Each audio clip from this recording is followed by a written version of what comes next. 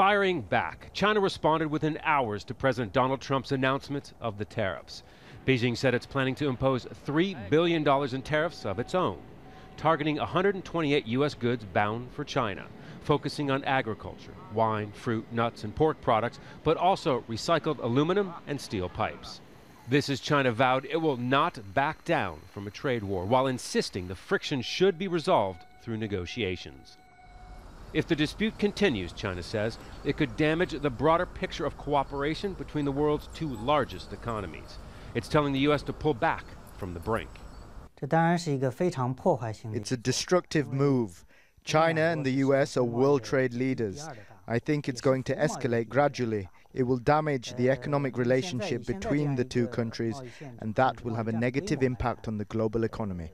Both nations have said they're going to start legal action through the World Trade Organization. Here in China's commercial capital, Shanghai, there's growing concern over a trade war with the U.S. They're worried about jobs and they're worried about Chinese businesses. It may affect the employment in China, since exporting is a big part of China's economy. There's a lot of low-end industry, but many people's jobs are depending on export. I watch a lot of news. Of course, China will fight back.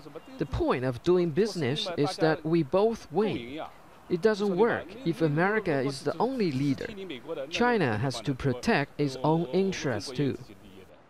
The increased trade tension could prove to be a challenge for Chinese President Xi Jinping, who, by a measure passed during the National People's Congress earlier this month, can remain as leader indefinitely. A big trade war with the U.S. could slow China's rapid growth, critical to his long-term vision. Scott Heidler, Al Jazeera, Shanghai.